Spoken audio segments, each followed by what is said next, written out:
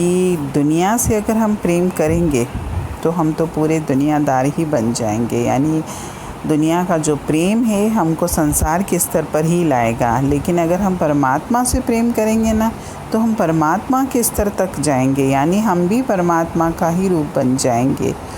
और इसीलिए संत महात्मा ये कहते भी हैं कि जब वो हमको इस रास्ते के लिए चुनता है तब हमको माया से खींचेगा और अपने स्तर पर पहुंचाएगा।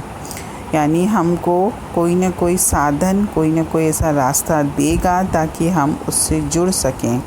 और जैसे जैसे हम सत्संग में यानी किसी संत महात्मा की वाणी में या किसी देहधारी के संगत में आ जाते हैं जो परमात्मा से जुड़ा हुआ है, तो उसको तो हम जानते भी हैं, क्योंकि कल जो दिया था बार बार इसी चीज़ को रिपीट किया गया था कि हम परमात्मा से प्रेम कैसे करें, क्योंकि उसको तो हमने देखा नहीं। हम अपने माता पिता से प्रेम करते हैं क्योंकि हमने उनको देखा है। हम अपने पत्नी बच्चों से, पति से प्रेम करते हैं तो उनको भी हमने देखा है। हम अपने भाई बहनों से प्रेम करते हैं क्योंकि उनको भी हम देख रहे हैं। हम अपनी जायदाद से प्रेम करते हैं तो वो भी मुझे दिखाई देती है। हम अपने धर्मों से प्रेम करते हैं तो वो भी मुझे दिखाई, लेकिन परमात्मा तो मुझे दिखता ही नहीं है, मैं कैसे उससे प्रेम करूं। तो इसमें यही दिया है कि जब वो आपको चुनेगा तो आपको ऐसे रास्ते पे पहुंचाएगा या ऐसे लोगों की संगति में रखेगा जिसको आप देखोगे तो वो आपको इस चीज़ का आपके अंतर में विश्वास पैदा करेगा कि परमात्मा एक शक्ति है, परमात्मा निराकार है। परमात्मा को अगर आप थोड़ी सी भी मेहनत करोगे, थोड़ी सी भी अपनी वृत्ति को संसार से हटाओगे तो परमात्मा आपको दिखेगा भी। और सत्संग में तो आज यही बात निकली थी और मैंने कहा भी था कि जो भी सत्संगी इस दर से जुड़ा है, अपने जीवन में उसने क्या सीखा या अपने जीवन में सत्संग को कितना उतारा मुझे नहीं पता, लेकिन ये अंतर में पूरा विश्वास है कि जो भी इस दर से जुड़ा है उसके अंतर में उस परम पिता परमेश्वर के लिए प्रेम, श्रद्धा, भक्ति और विश्वास तो ज़रूर पैदा हुआ है। और जितने भी लोग थे सब ने ये चीज़ में हामी भरी कि हाँ ये बात सही है कि जब से हमने सत्संग आना शुरू किया है तब से हमारे अंतर में उस परमात्मा के लिए विश्वास बहुत बढ़ गया है। और इस धरती का उद्देश्य भी यही है कि आप लोगों के अंतर में उस परम पिता के लिए प्रेम और विश्वास जागृत किया जाए। और इसमें आज वाणी में भी यही था कि जब परमात्मा हमको इस रास्ते के लिए चुनता है तो वो हमको साधन देता भी है। और जब हमको साधन मिल जाते हैं, जब हम उससे प्रेम और भक्ति करना सीख जाते हैं तो धीरे धीरे हमारे अंतर में अपने आप उस परमात्मा के पास वापस जाने की कुदरती कशिश भी पैदा हो जाती है। और ये तो चीज़ महसूस जो भी ईश्वर से प्रेम करता है होगी भी, क्योंकि जो लोग ईश्वर से जुड़े नहीं हैं उनका संसार में अथाह मोह है। वो तो अपने देह को भी त्यागना नहीं चाहते, लेकिन जिसको ईश्वर से प्रेम है तो अगर उसके जीवन के संसार के कार्य पूरे हो चुके हैं तो उसको लगता है कि अब परमात्मा मैं तुझ में समाना चाहता हूँ, अब मुझे ये संसार नहीं चाहिए।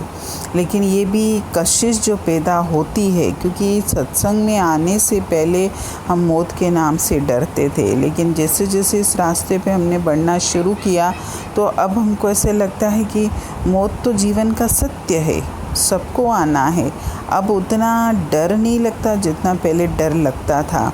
और ये सब जो है कुदरती कशिश ये इस रास्ते पर चलने की वजह से ही आई है। और इसमें आगे भी ये दिया था कि अगर आप सत्संग से, वाणी से प्यार करते हो तो समझो आप परमात्मा से ही प्यार कर रहे हो, क्योंकि परमात्मा कोई देह नहीं है, कोई शब्द नहीं है, कोई वाणी नहीं है जो हम उससे प्यार करें। वो ये साधन ही हैं। अगर हम उसके साधनों से प्यार करेंगे तो ऑटोमेटिकली हम उस निराकार को भी प्यार करना सीखेंगे। और इसमें दिया भी था कि एक समुद्र की लहर पूरा समुद्र हम नहीं देख सकते, हमें समुद्र की लहरें दिखाई देती हैं, समुद्र की गहराई नहीं दिखाई देती, समुद्र कहाँ तक है ये भी हम नहीं देख सकते, हमें सिर्फ उसकी एक लहर दिखाई देती है। तो अगर हम लहर से प्यार करते हैं, लहर को देख सकते हैं, सुन सकते हैं उसकी आवाज़, तो आप समझिए कि हम पूरे समुद्र को ही देख रहे हैं। यानी अगर हमने परमात्मा के किसी भी साधन को माना है, अगर कहते भी हैं, देखिए कितने दृष्टांत सत्संग में आते हैं कि जिसके मन में श्रद्धा है वो तो एक मिट्टी की मूर्ति में उस परमात्मा के दर्शन कर लेता है, उसको तो किसी चीज़ की ज़रूरत ही नहीं है। और जिसको नहीं है तो उसके लिए वो साधारण एक मूर्ति है, लेकिन जिसके अंदर विश्वास है तो उस मूर्ति में भी वो परमात्मा को पहचान सकता है। और इसमें ये दिया भी था कि अगर आप इन साधनों से, जो भी परमात्मा ने साधन दिए, वाणी के रूप में, सुनाने वाले के रूप में, या उपदेशों के रूप में, शास्त्रों के रूप में, ये सारे साधन मुझे उस परमात्मा से प्रेम करना ही सिखाते हैं। और ईश्वर इन्हीं के जरिए हमारे अंतर में प्यार पैदा करता है, क्योंकि ये वो साधन हैं जो मेरे मन में उस परमात्मा के लिए कशिश पैदा करते हैं, उस परमात्मा के लिए विश्वास पैदा करते हैं, उस परमात्मा के लिए मेरे अंतर में प्रेम और भक्ति पैदा करते हैं।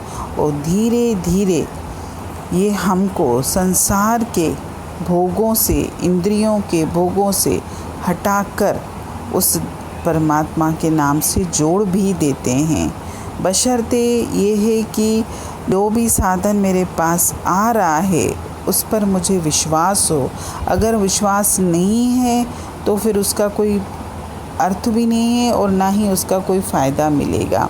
अगर मैं मानता हूँ कि वाणी में जो बात कही जाती है वो एक एक शब्द सत्य है, अगर मैं उसको सत्य मानूँगा तो ही मैं परमात्मा से प्रेम कर पाऊँगा। क्योंकि सत्संग में जो वाणी सुनाई जाती है वो तो है ही प्योर परमात्मा की वाणी।